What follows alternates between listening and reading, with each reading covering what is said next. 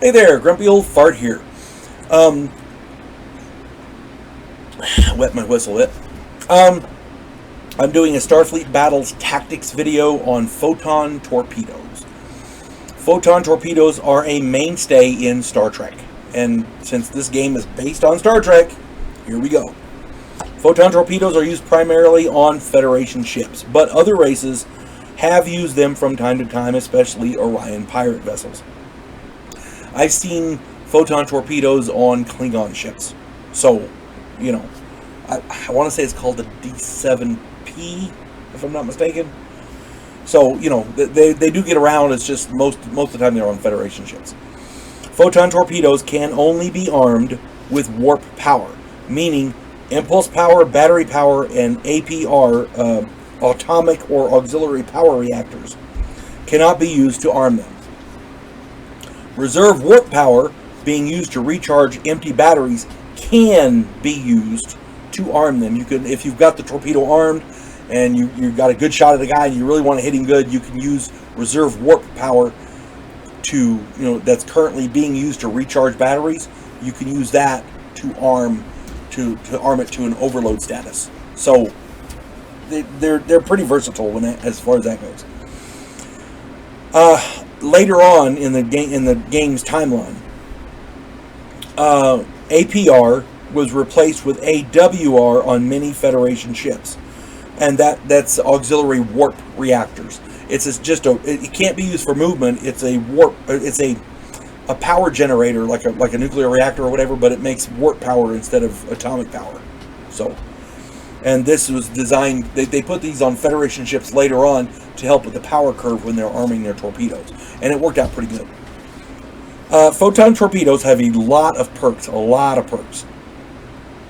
A standard torpedo does 8 points of damage at all ranges. He's at set range 7. You hit him with a standard torpedo, it's 8 points. He's at range 22. You hit him with a standard torpedo, which, by the way, that's a shitty shot, but hey, if you hit him, it's 8 points. Okay. Arming a standard torpedo takes 2 points of warp power for each of 2 turns, so 2 and 2. Okay. Photon torpedoes have a variable arming sequence depending on how much power you can afford and how much damage you want to do. If you're going to overload them, you can overload them by up to 100%. The total power can be put in on either the first or the second turn of arming, as long as you have at least 2 points in each turn. So you have to put 2 and 2. But if you want to overload it up to put an extra 4 points in there, you can put all 4 on the first turn, so it'd be 6 and 2, or you can divvy it up 4 and 4, or however you want to do it. As long as you get the total 8 points in there, with at least 2 points in either turn, in each turn, you're good. The beauty of this is it's a variable overload feature, meaning if you can't afford to put the full 8 in there, you can put less than that, even a fraction, half a point, and you can still get an overloaded torpedo. So if you put 4 points in, it's either a standard or 2 and 2. It's either a standard or a proximity fused torpedo, and I'll get to the proximity fuses here in a minute. And the damage of those is 8 points or 4 points. Okay. Now, the reason the proximity fused torpedoes have a much greater chance to hit outside of 8 hexes, but they only do 4 points of damage, so it makes it a little bit more versatile. Now, on with the overload torpedoes. If you put 4.5, so 2 and 2 is the normal torpedo, you put 2 and 2.5, or 2 and 5, yeah, or 2 and 3, or 2 and 3.5, or 2 and 4, or 2 and 4.5. Any combination thereof will give you an overloaded torpedo. Used to be you had to put 2 on the first turn, and then you could put anywhere from 2 to 6 on the second turn. They've modified that so that it's over the 2 turns, however you want to put the power in. Here we go. Okay. In the Doomsday Edition rules, they've made it a bit more flexible, like I just said. The total power can be allocated over 2 turns as long as at least 2 points is allocated on each turn. I already talked about the proximity fuse, which is really great hitting somebody at range. Okay, 4 points of damage at range 30 is pretty damn good. I'm just saying. Standard torpedoes cannot be fired at range 0 or 1. However, overloaded torpedoes can. But the firing ship will suffer 25% feedback damage. That's one of the bad parts. So you can overload a torpedo, but you take feedback damage with the antimatter explosion so close to your ship. I've never been happy with the firing chart of Photon torpedoes. At range 5 to 8, they have a hit probability of 50%. And it drops dramatically after that.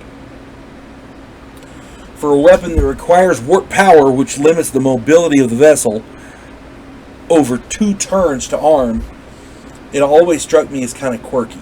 In my opinion, if you aren't using overloaded torpedoes, you're basically wasting the weapon. Standard torpedoes damage is okay, especially at range, but it's not enough bang for the buck, in my opinion. Proximity fused torpedoes have a great chance to hit at long range, but the damage is minimal, 4 points. It's not bad at range 30, like I said, but, you know, it's almost a waste. You want to close and pound on them, because you hit somebody with a proximity fused torpedo, and then they're going to boost everything into speed and get as close as they can and pound you before you can, rearm your photon torpedoes. Now, the good part about that is, when they get there, you'll probably have them, because I don't see somebody boosting their speed more than 20 in the time it takes for you to rearm your torpedo. You see what I'm saying? So hitting them with overloads with proximities at distance, and then arming overloads afterwards. You tag them with your proximity fuses, and then by the time they get there, you've got your overloads ready. So that's actually not bad. When I run an Orion ship, I sometimes mix photon torpedoes with plasma torpedoes. I found they make a nice match. If you have, like for example, the Orion Pirates have mounts in their wings that are left side, right side. If you put a photon torpedo in each of those, you can have aft firing photon torpedoes, which is quite nice if you're, on a battle pass, because usually when you pass somebody like this and you hit them with everything forward, and then you pass them when you're behind them, you can have overloaded torpedoes and hit them in the rear shields with the overloads. It's quite nice. Orion engine doubling gives you plenty of warp power for overloads when you need it. So Orion ships work well with photon torpedoes. The only problem I found with that is it makes you really susceptible to that cocaine rule. And if you don't know what that is, Orion Pirates can double their warp engine power, so they have a lot of extra power when they need it, and that's cool. The problem is you damage an engine box from each engine that you double. So if you have 3 engines, 3 10-point engines, like the heavy cruiser does, if you double it all, it gives you 60 warp for the round. Amen, right? But you also damage one. So the next round, you only have 27. So, gee, I'm still in combat. I got to double that again. So 27 times 2 is 54. That's cool, right? Lots of power for that round. You have to damage another one. That leaves you 24 engine boxes. You see what I'm saying? They call it the cocaine rule because once you start doing it, it's hard to stop, and it ends up destroying your engines. Over time, it actually hurts you. So yeah, that cocaine rule is nice, especially when you have photon torpedoes, but you just got to be real careful how you do it. That's all I'm saying. I hope this finds everybody well, and I hope everybody's having fun playing Starfleet battles. I played earlier with my son. I whooped his ass. Hey. You folks have a good day. God bless one and all.